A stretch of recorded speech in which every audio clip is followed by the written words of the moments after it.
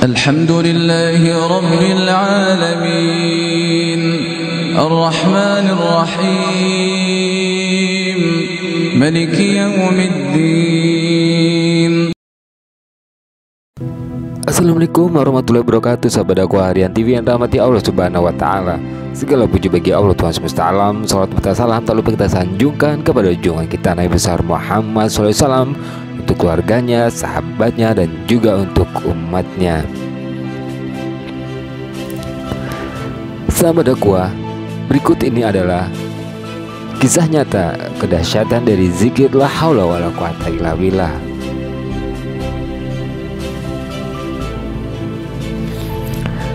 Sahabat dakwah, sahabat Nabi Muhammad SAW, Auf bin Malik, pergi menemui Rasulullah SAW dan berkata, "Ya Rasulullah, sungguhnya anakku Malik pergi bersamamu berperang di jalan Allah, dan ia belum pulang. Apa yang harus saya perbuat? Padahal seluruh pasukan sudah pulang." Kemudian Nabi Muhammad SAW berkata, "Ya Auf, perbanyaklah kamu dan istrimu mengucapkan la haula wala quwata illa billah. Tidak ada daya dan kekuatan selain dari Allah Azza wa Jalla." Kemudian Auf pulang ke rumah dan istrinya sendiri menanti anaknya yang belum datang. Melihat suaminya datang, istrinya bertanya, "Wahai Auf, apa yang diberikan oleh Nabi Muhammad SAW?" Kemudian Auf menjawab, "Beliau mewasiatkan untukku dan untuk kamu agar kita memperbanyak mengucapkan la haula wala quwata illa billah." Apa jawaban istri yang soleh dan sabar ini? Kemudian ia berkata, "Ya, sungguh benar Nabi Muhammad SAW dan beliau selalu benar." Akhirnya mereka berdua duduk dan terus berzikir dengan la haula wala quwata illa billah sampai saat malam yang gelap tiba. Ketika ada yang mengetuk pintu dan Auf berdiri membuka pintu tersebut, ternyata yang datang adalah anaknya Malik membawa banyak sekali domba sebagai ghanimah. Maka Auf bertanya, "Apa ini?" Kemudian Malik menjawab, "Sesungguhnya musuh menangkapku dan mengikatku dengan rantai besi dan mengikat kedua kakiku. Maka ketika malam tiba, saya berusaha keras untuk kabur dari tempat tersebut. Karena kuatnya ikatan di kedua tangan dan kaki, tiba-tiba ikatan borgol yang dari besi perlahan-lahan longgar sehingga ikatan kedua tangan dan kaki bisa lepas.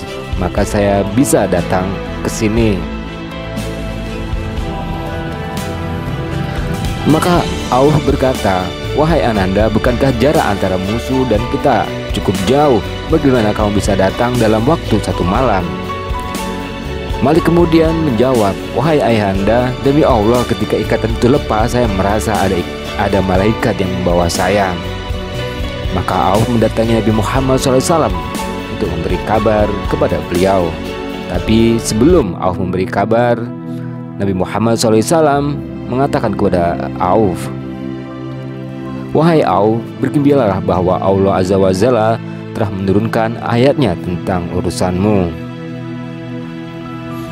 Kemudian turunlah satu ayat surat At-Talaq ayat 2-3 yang artinya, "Barang siapa bertakwa kepada Allah Azza wa Jalla, niscaya dia akan mengadakan baginya jalan keluar dan memberinya rezeki dari arah yang tidak disangka-sangkanya. Dan barang siapa yang bertawakal kepada Allah Azza wa Jalla, niscaya Allah akan mencukupkan keperluannya. Sungguh Allah melaksanakan urusannya yang Dia kehendakinya.